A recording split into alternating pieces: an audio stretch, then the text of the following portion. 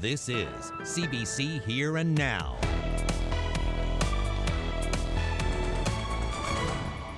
It's been a tough old go on a lot of us. We've aged about 15 years in 1 year, and that's not due to the COVID, that's just due to pivoting. The ups and downs of lockdowns are taking their toll on local businesses. Why some are staying closed during the latest level 4 lockdown in Central. Well, tomorrow's going to feel a little bit humid for parts of the island, and then a return of some snow to the forecast for Labrador. As soon as our province is able to open to the rest of Canada, we're going to be back in business. Advertising Newfoundland and Labrador to the rest of the country. The latest ad campaign is underway as tourism groups call for a reopening date. Good evening and welcome to Here and Now. I'm Anthony Germain. And I'm Carolyn Stokes. We start with the latest COVID news in the province. Yes, there are 4 new cases of COVID-19. 2 of those are tied to the outbreak in Central.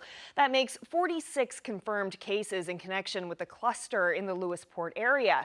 Today, Dr. Janice Fitzgerald says those cases are the B1617 variant first discovered in India. Here Now's Jeremy Eaton took part in today's briefing and joins us live from the newsroom. So Jeremy, what more can you tell us about this? While the province has confirmed that we are dealing with a variant, we still don't know the source of this latest outbreak. See, that's still under investigation. The B1617 variant is more transmissible than COVID-19, and with more cases today, there is still community spread, meaning that central part of the island will stay in alert level 4. But we did get some new numbers from the health minister today.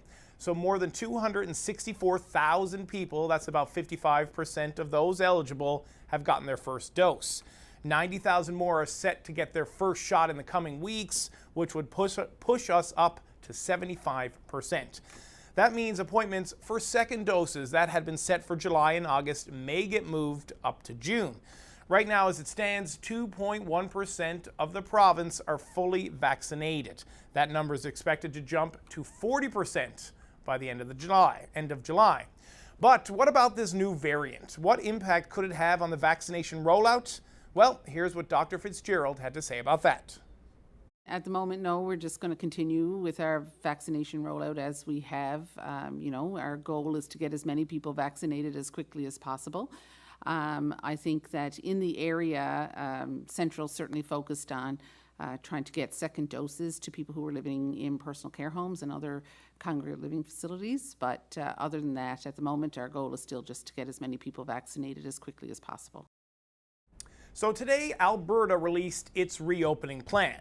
Yesterday, BC did the same. And this afternoon, Premier Furey hinted about a plan for this province.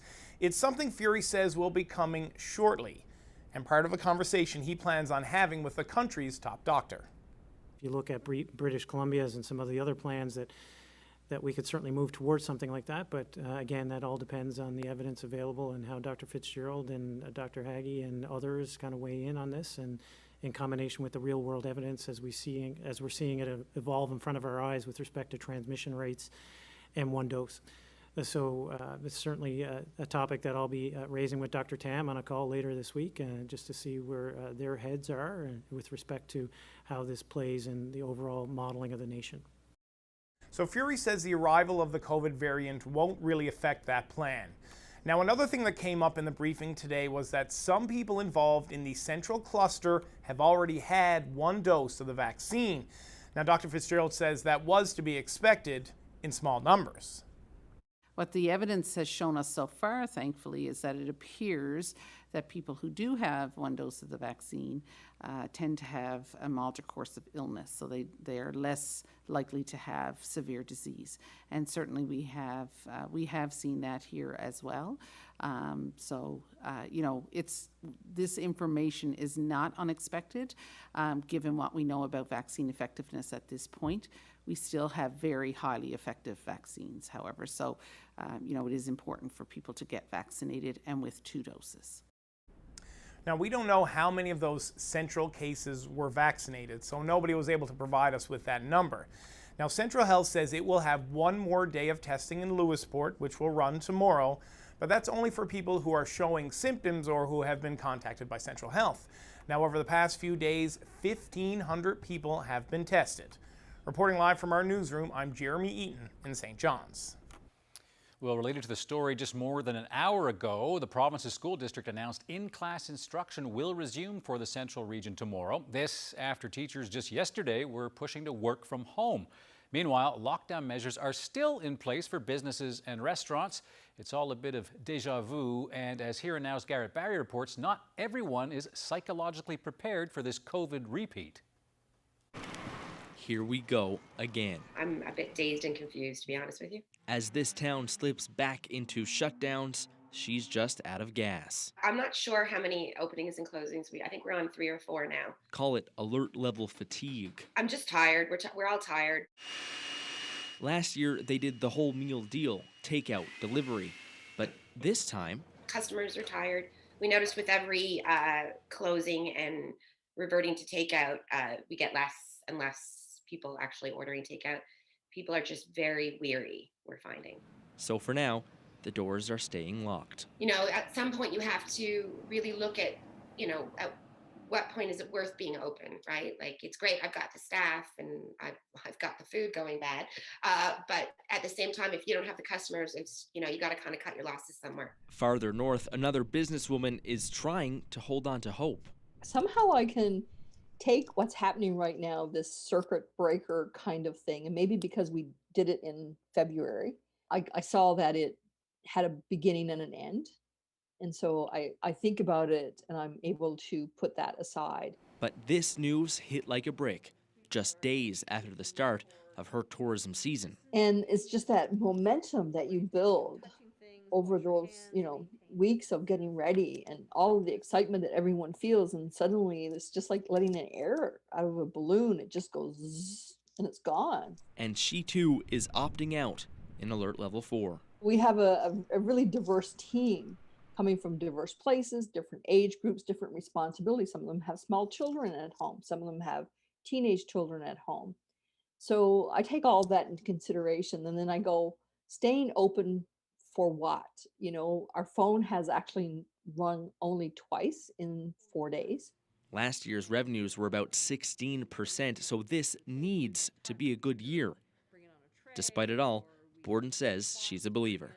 I listen to what all the people who have access to more information than I have. And everyone is starting to sound positive and say positive things. And so I go, well, it's going to happen. Garrett Barry, CBC News, Gander.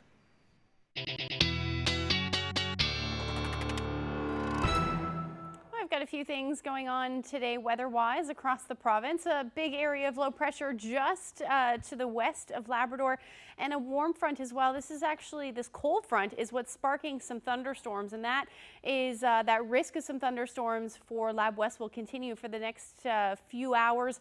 And then we've got a stationary front moving through. That's sparking some showers as well, with some clearing skies happening as we speak. Likely going to stay cloudy as we head through the night tonight.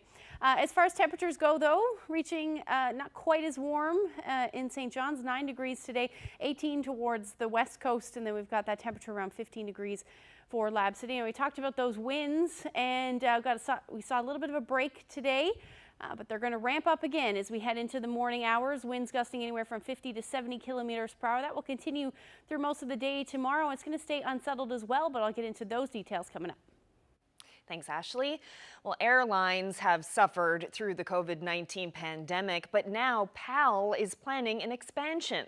Atlantic airports shut down commercial flights in January, but now PAL Airlines is taking off into the Maritimes, Quebec, and Ontario.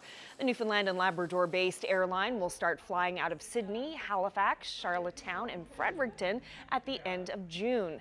The airline announced yesterday it would be adding a stop in Sydney as well, and says bookings have already started coming in.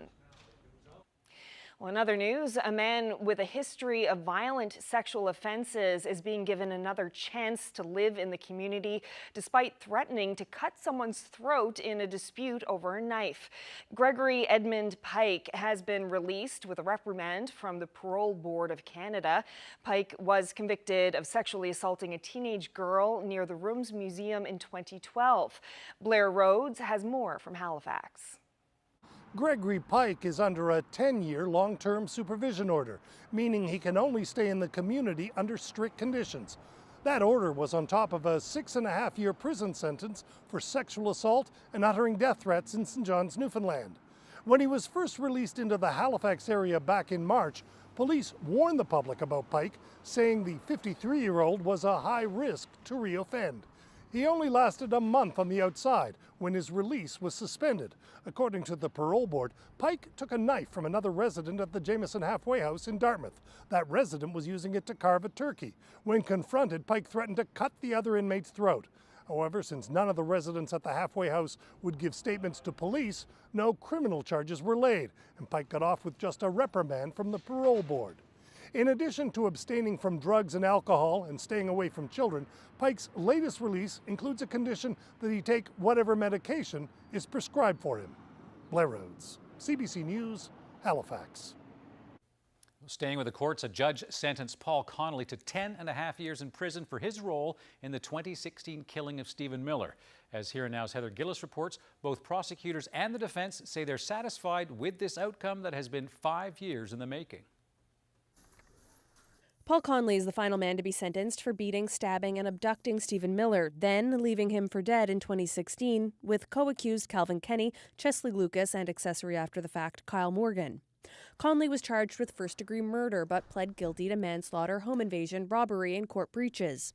Justice Donald Burridge called it a gangland-like attack, echoing comments from Judge Flynn, who sentenced Kenny and Lucas to 12.5 years in prison for the same crimes, plus arson.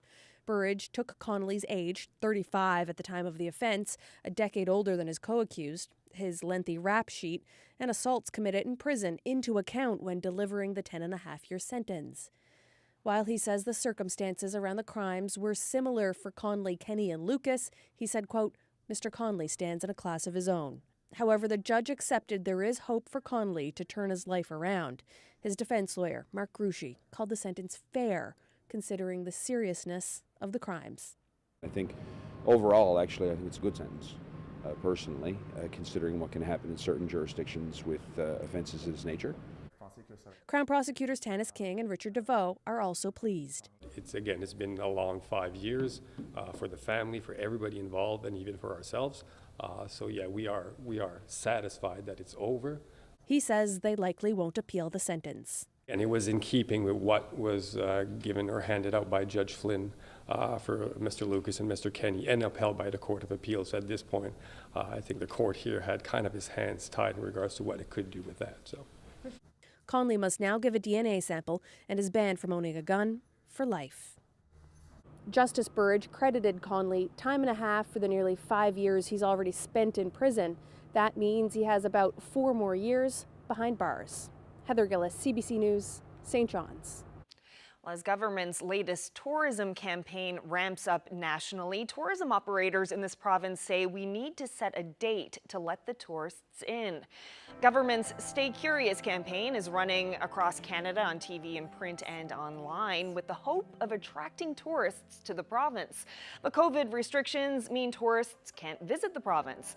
Those in the hospitality and tourism industry are calling for government to set the date of July 1st to open the province to all Canadian travelers so they can start booking their trips now.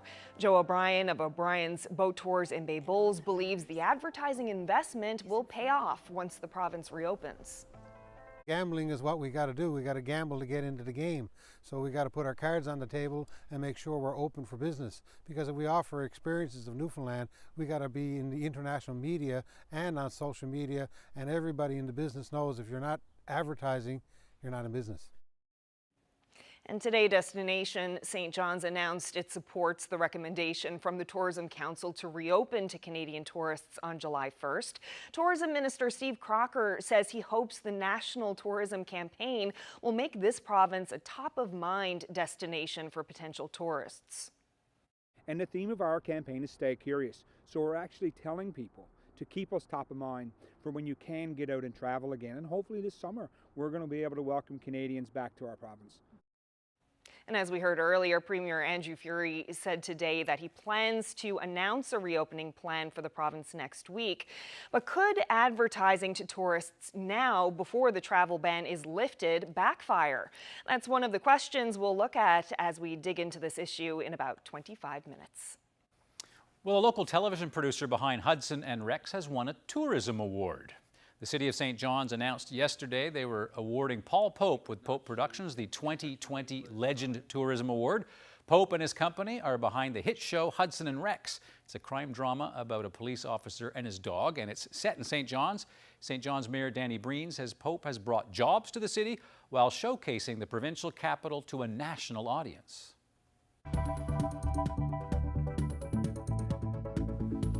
Well, not looking too nice out there. Chance of showers again tonight. Things will start to improve as we head to the weekend, but I'll get into all those details when I come back.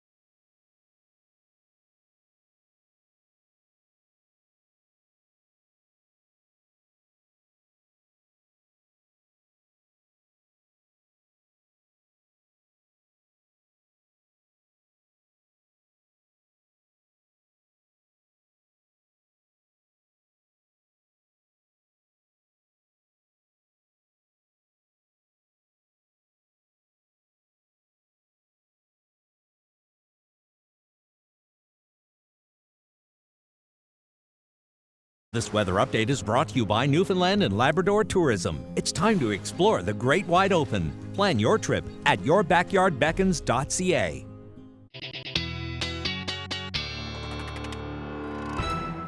Ashley, it was nice to get a bit of relief from all that wind we've been having lately. It was a pretty nice afternoon, actually, in St. John's. Yeah, it didn't make the cool temperature feels so bad today. We only reached a high near 9 degrees in St. John's. Let's take a look at the temperatures across the rest of the island. Same thing for Bonavista, only reaching a high near 8. And then as you head towards Central, those temperatures warmed up quite nicely. 13 Gander, 16 in Badger, and 18 degrees in Corner Brook. Seeing a pretty nice day as far as temperatures go for Lab City as well at 15 degrees, and that's where you're sitting right now. And there is a risk that you will see some thunderstorms or hear a few rumbles of thunder over the next few hours in Lab West as we head towards the evening hours. And it's not being picked up on my satellite and or radar right now, but it certainly is happening. And then we do have some showers working their way across Central as well. Has a few clearing breaks as well. Likely going to stay cloudy for the majority of the evening though.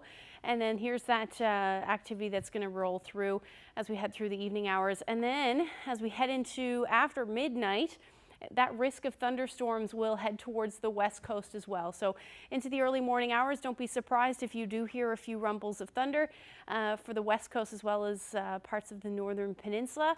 And then in behind all that warm air, that sharp cold front will move through and temperatures are going to drop like a rock across Labrador. So we are going to see the risk of about 5 centimeters of snow for northern portions of Labrador. The rest should just see some showers, and that will be the story into the first half of the morning as well for southeastern portions of Labrador. Temperatures tonight going to stay quite mild into the double digits for Corner Brook. 14 degrees will be your overnight low. Southwesterlies about 20 to 40 kilometers per hour. We're going to see the same thing. The winds are going to start to ramp up as we get into the early morning hours as well in the east. 8 degrees overnight tonight, so not moving too much from where we're sitting now. There's that sharp drop in temperatures, like I said, and you're going to see the risk of some flurries as well towards the early morning hours. For you in Lab City, the rest will just see some showers. Tomorrow, that cool air is going to sink a little bit further south, so that risk of flurries will continue for Labrador as well as, or Lab West as well as the northern portion of Labrador.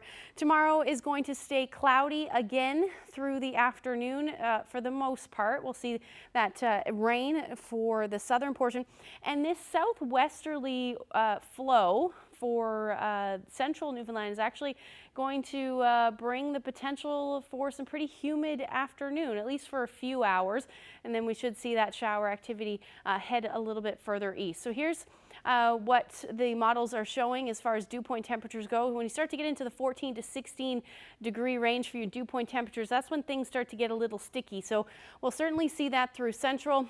Combine that with temperatures reaching into the 20s, it is going to feel the most humid we've felt so far this year for sure. But then after that, we'll see a little bit of a drop in temperatures.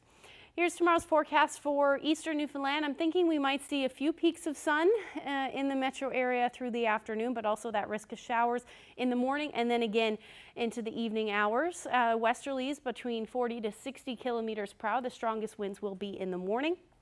As you head towards central, there's those temperatures I was talking about, 20, 21 degrees, but it'll feel more like 22, 24 degrees into the afternoon. Keeping those temperatures and fog patches in for the south coast though, 10 degrees for Harbour Breton, same thing for Burgeo.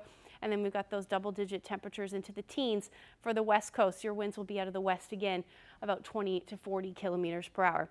Northern Peninsula, double-digit temperatures, although it will stay unsettled through the day. The further north we get into Labrador, the cooler the temperatures. Have your temperatures sitting into the single digits. The morning will be a little bit breezy out of the southeast, and then your wind should actually die down as you head into the evening hours.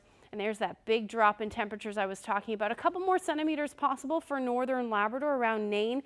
The winds again in the morning will be a little bit brisk, but then into the afternoon they should ease. And then keeping that chance of flurries in for most of Lab West. Look at your winds though, 50 to 70 kilometers per hour. So it will be breezy, and there certainly will be a wind chill through the afternoon. However, through central Labrador, you're looking at a temperature near 7 degrees. So that's a look at your forecast. As we head towards the weekend, things are going to finally settle down, but I'll get into that when I come back.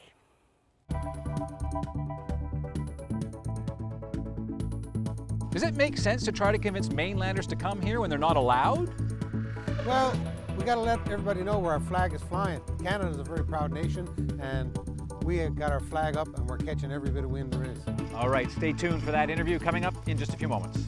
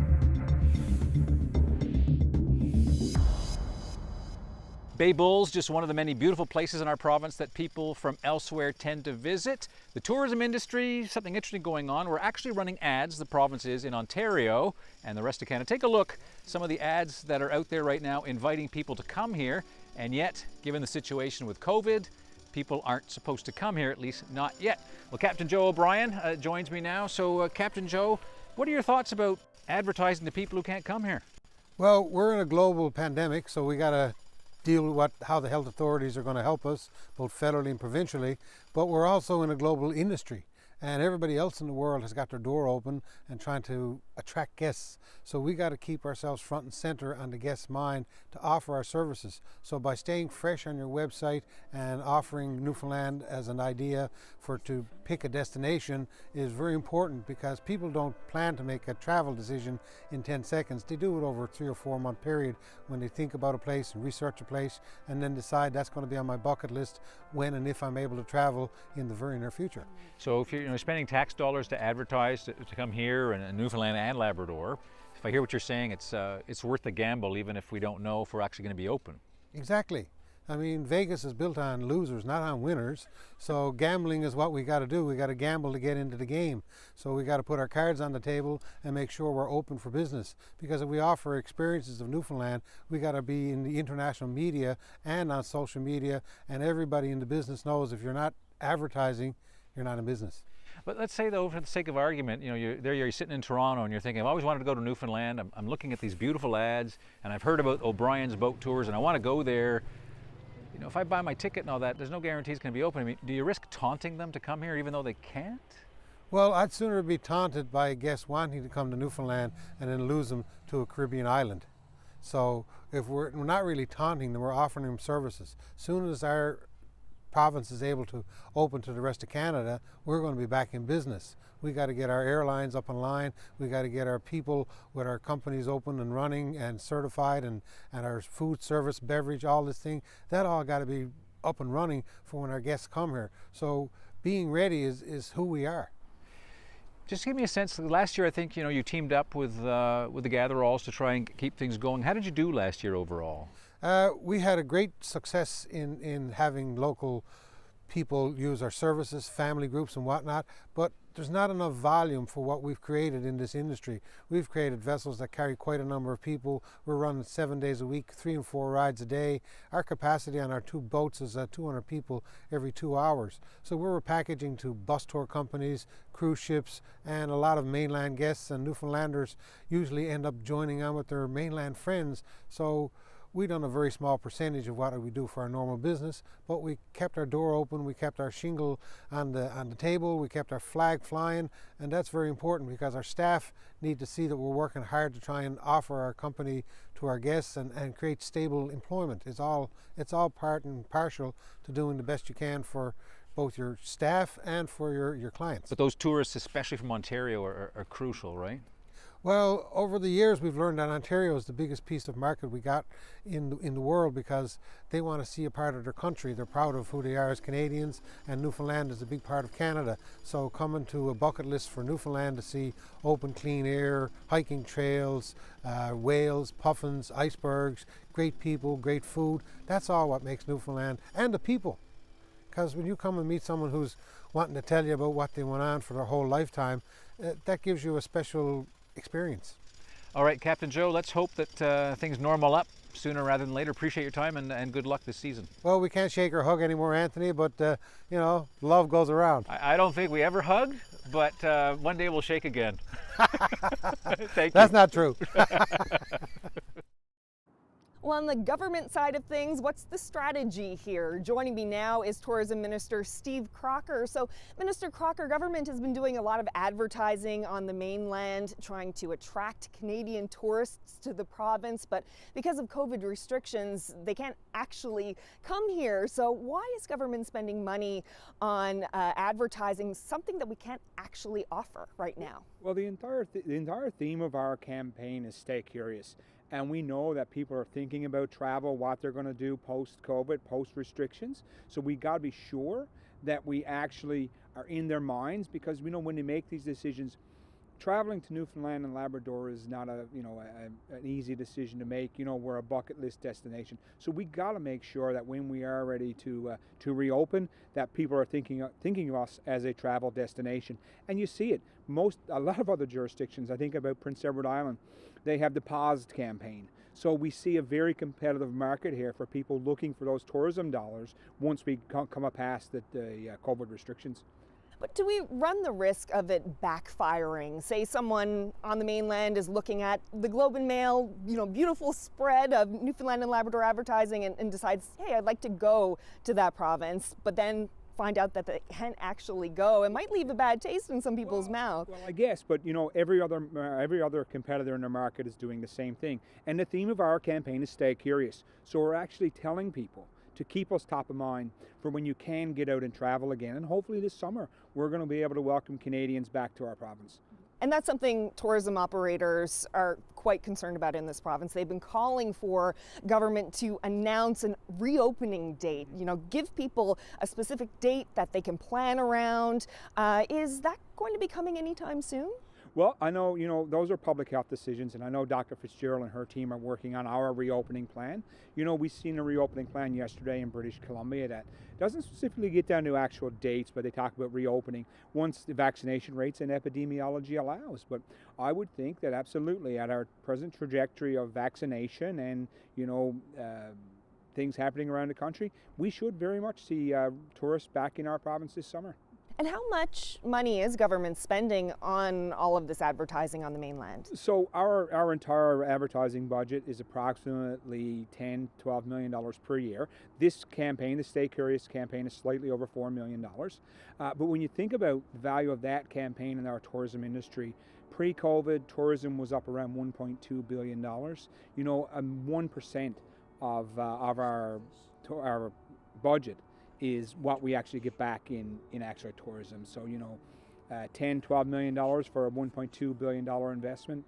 We've seen our industry grow so much in recent years pre-COVID that we have to get back there. We have to make sure that we're back in the marketplace. We can't leave the marketplace because we got to make sure that we get the tourists back in here when the restrictions allow. And this is one of the recommendations, actually, with the support of the industry and the PAC report that came in a few weeks ago that shows that, this is something we should be doing, and tourism operators, I think, are very much on the same mind as us when it comes to holding our place in the tourism market.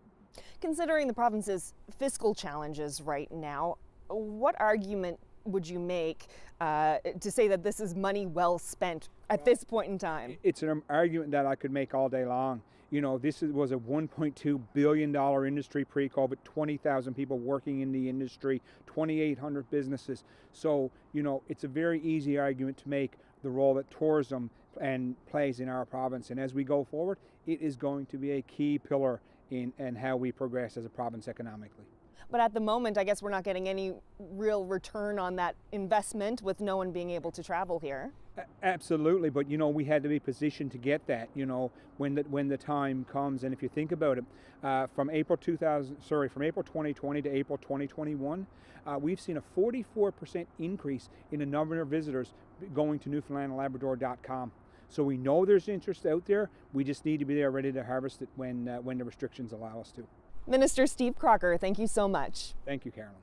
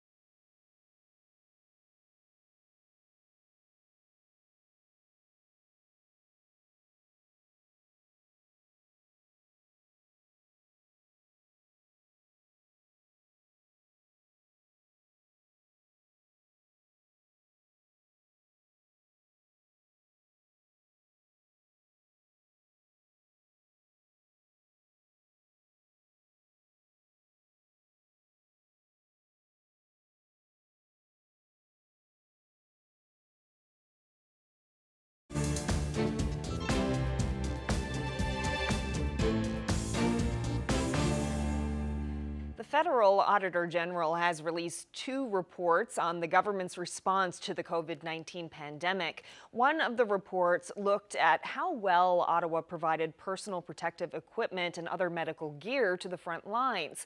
The other examines how Indigenous communities were serviced. Overall, the Public Health Agency of Canada, Health Canada, and Public Services and Procurement Canada helped address the needs of provincial and territorial governments for personal protective equipment and medical devices. Indigenous Services Canada did the same for Indigenous communities and organizations. While the reports were generally positive, they say Canada's health agency was largely unprepared for the pandemic. The Auditor General points out there were long-standing warnings that the national stockpile of emergency medical supplies wasn't being managed properly. In Indigenous communities, Ottawa was unable to meet more than half of the requests made for extra personnel like nurses and paramedics. Indigenous Services Canada was also cited for weaknesses in managing its PPE stockpiles. With more than half of all Canadians receiving at least 1 dose of a COVID-19 vaccine, many people are thinking about their second shot, but the guidance around it all can be quite confusing. I mean, how long you should wait between doses is just one concern. And according to one expert, research out of the UK suggests moving the interval from 4 months to 3 could be beneficial. What we learned is that for the UK variant, which is now very prevalent here in Canada, a single dose, whether it's Pfizer or AstraZeneca, is only about 50% effective.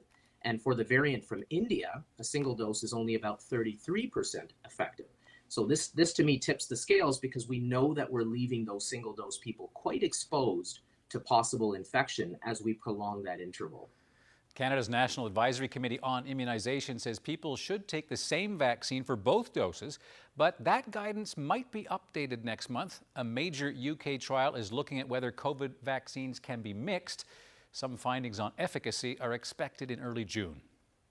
Well, the federal government will be issuing a formal apology in the House of Commons tomorrow.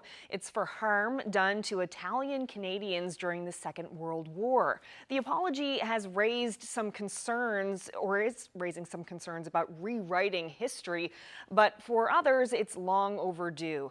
Olivia Stevanovich has the story. This gives you an idea of the watchtowers that were there.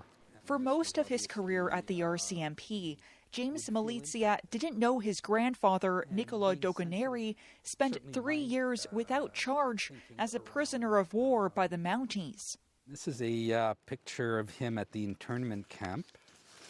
Malizia only learned the truth after his family came across a photo showing Dogoneri at one of the camps, submitted to a newspaper by oral historian Joyce Pillarella. This is my grandfather over here. He had mailed this to my mother, and it's funny because there's this X underneath the picture, and I think maybe he thought she might not recognize him.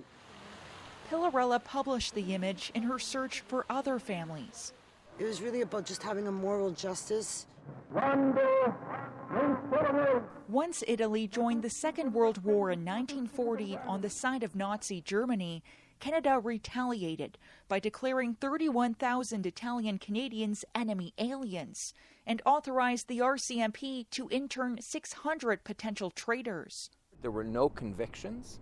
Oftentimes people were interned based on the fact that they were on lists for having donated, for example, to the Italian Red Cross. Now, the government is preparing to issue a formal apology in the House of Commons. There are a number of issues involved here. This historian is afraid the government is rewriting history. There were a number of fascists who supported the Mussolini government in Canada. So this is undeniable. And this is something that the people who want an official apology don't seem to be ready to recognize at all. It was just... But for the families... If someone had a fascist view back then, just as someone would have one today, who would have a communist view, that's not sufficient to arrest someone based The apology marks a new beginning. It really offers an opportunity for redemption. And a chance to correct the wrongs of the past 81 years later. Olivia Stevanovich, CBC News, Ottawa.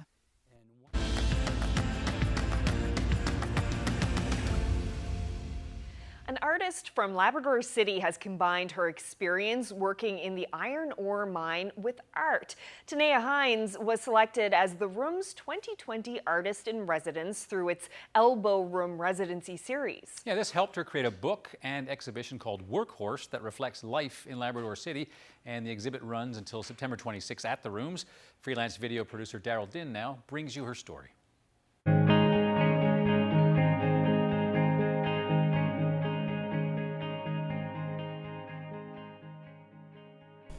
My name's TANEA HYNES. I'm an artist and designer, and I just made this book called WORKHORSE.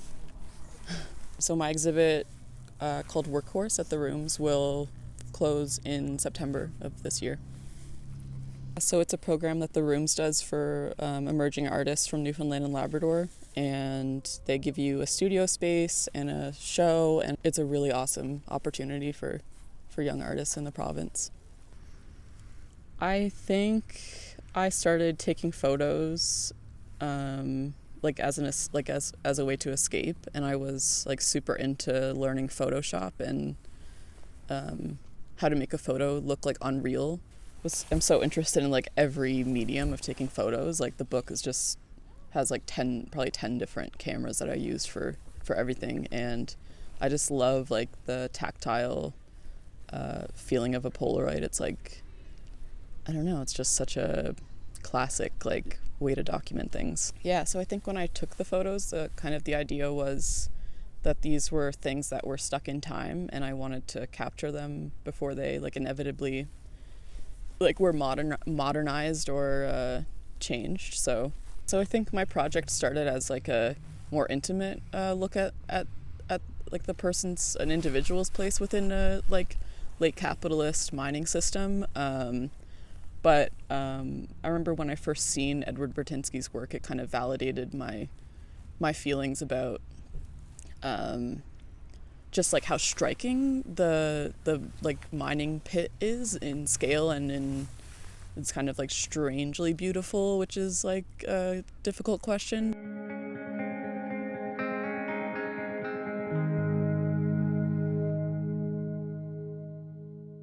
Yeah, so I did drive these ones, but I mostly drove this is an 830, and I mostly drove 930s, which are slightly bigger.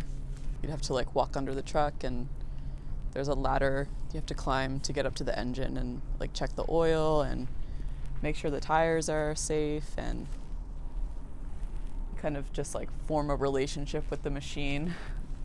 Yeah, I think growing up, it was always a bit of a mystery, like what my dad actually did on a daily basis. So it totally brought to light what his job was, and kind of how dangerous and dirty it can be. And I think we really connected over being able to talk about work, which was never something that we had a connection over before.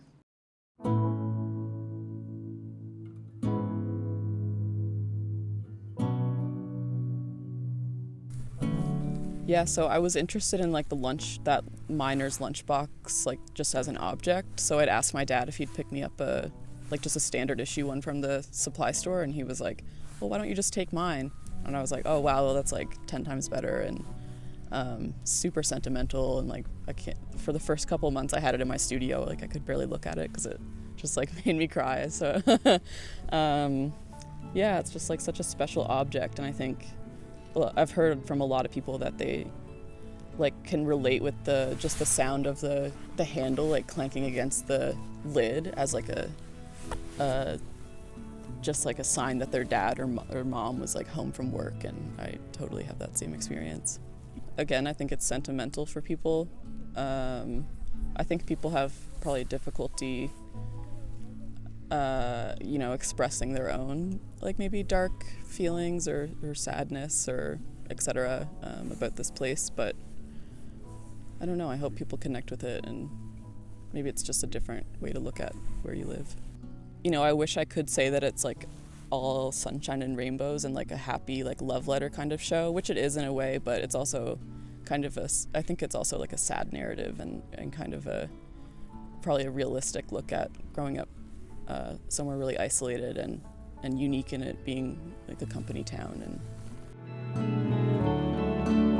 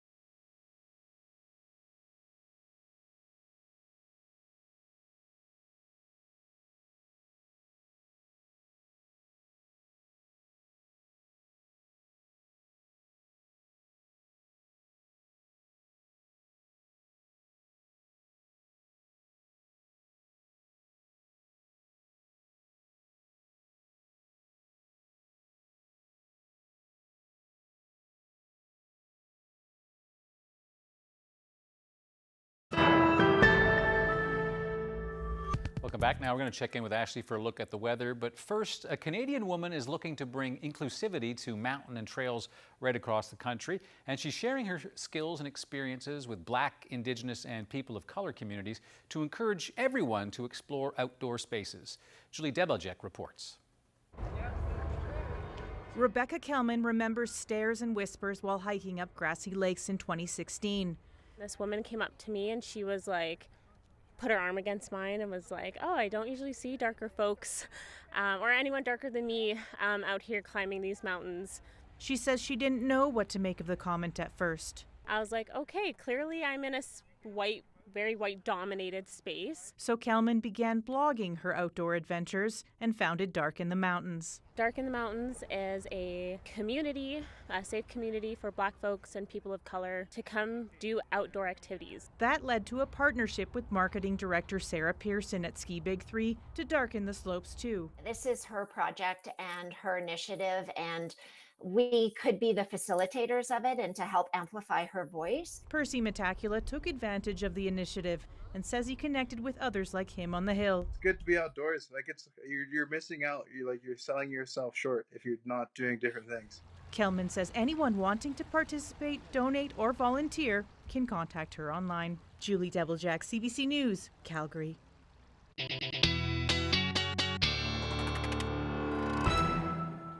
Well, before we get to the weather, we have a rare sight to share with you now. Yes, this was taken during the early morning hours of today's lunar eclipse when the moon passed through the Earth's shadow.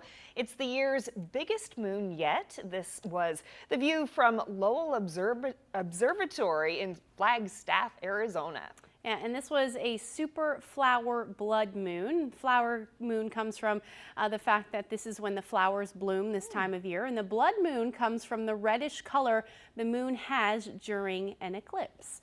And this is the only total lunar eclipse of the year and the first one in more than 2 years. Interesting. Unfortunately, we didn't get to see that here. No. It was more the West Coast, but... But great to see the pictures of it. That's right. So looking at the long-range forecast now, how are things shaping up? Things are going to start to settle down, not so much for Labrador though. That area of low pressure is still going to stick around. Let's take a look at the future tracker. You're still looking at the potential for some flurries and or rain-snow mix through most of Friday for the Big Land.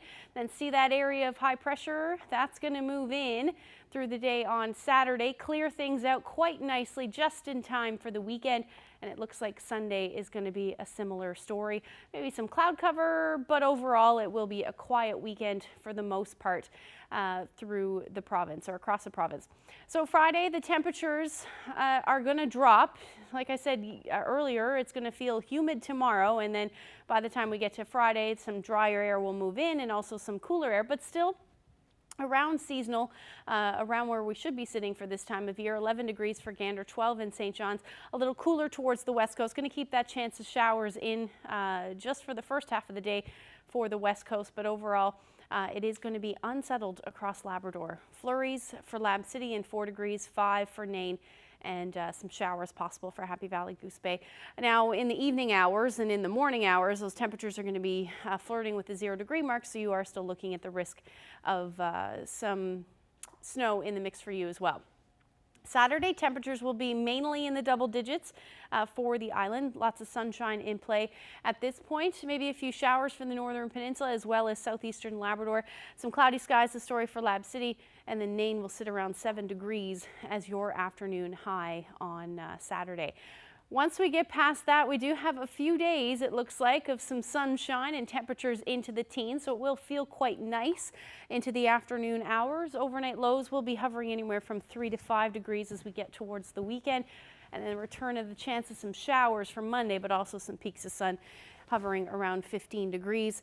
Now for central Newfoundland, you're looking at your temperatures dipping Friday, and then as we head into Sunday and Monday, looks like a return of those double-digit temperatures into the 20s, but overnight lows are still going to remain pretty cool.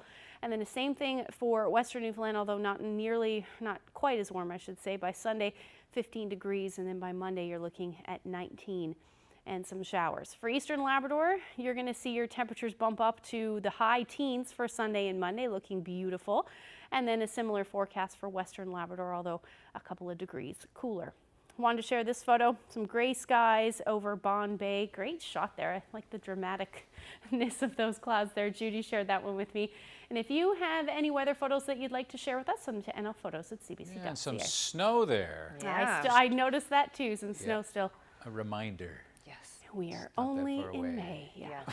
But the forecast looks great for the weekend. Some good flower blooming weather. Yes, it certainly is. Yeah, lots of flowers blooming now. Whatever hasn't bloomed yet might. Trees, you notice how much the leaves just came out and it felt like it was overnight. I know, it was nice. I love that time of year. All right, well that about wraps up this edition of Here and Now. Thank you so much for joining us, everyone. See you tomorrow. Good night. Good night.